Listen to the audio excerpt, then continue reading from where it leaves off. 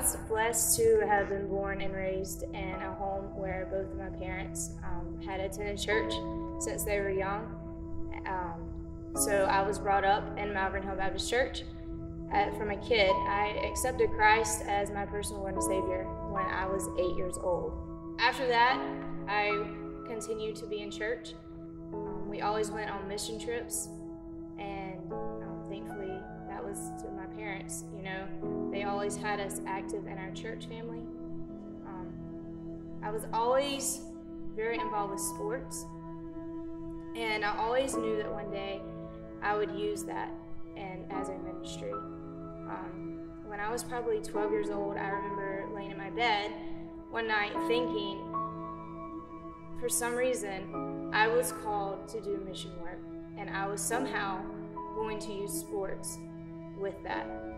And I had a big passion for Africa, and I remember laying there thinking, how could I use sports in Africa for Christ? And then I hit my college years and I rebelled. I honestly did. I knew that I was a Christian, but I made the choice to sin against God. I got out of going to church regularly, and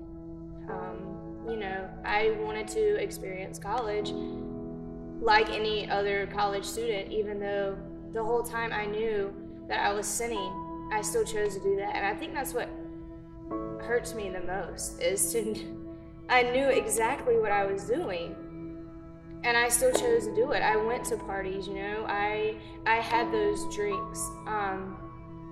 I made those wrong decisions, and the whole time I continued to choose to do those because I was living for myself.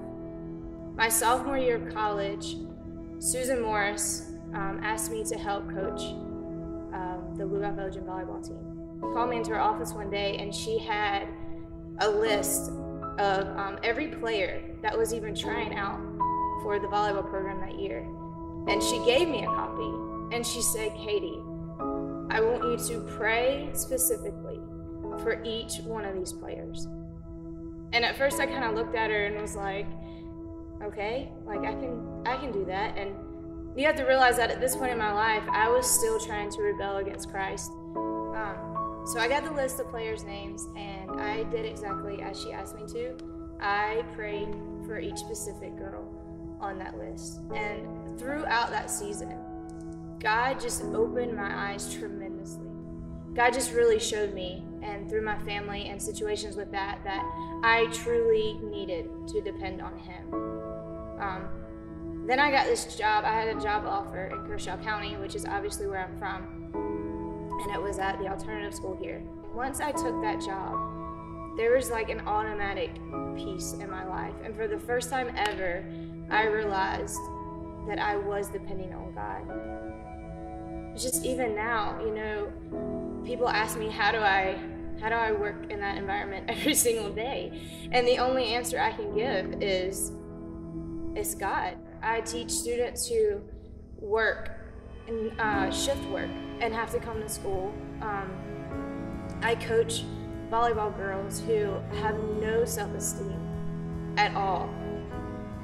And all I can offer them is love. And I know that they can see Christ's love through me. About a week and a half ago, my mom was talking to me, and she said, Katie, you are in your Africa where you are. And I think that's very important for people to understand, that you do not have to move away to do any kind of ministry. Just open your eyes at what God has right in front of you. The advice I have for someone, if you feel like today you are continually running from what God has planned for you, is simply to stop. And that sounds very easy, but it's not when you are living for yourself. So sometimes the best thing to do is take a gut check and say, what is this life about? Is it really about me? Or is it about the God that put me in? My name is Katie Ham, and this is my salvation story.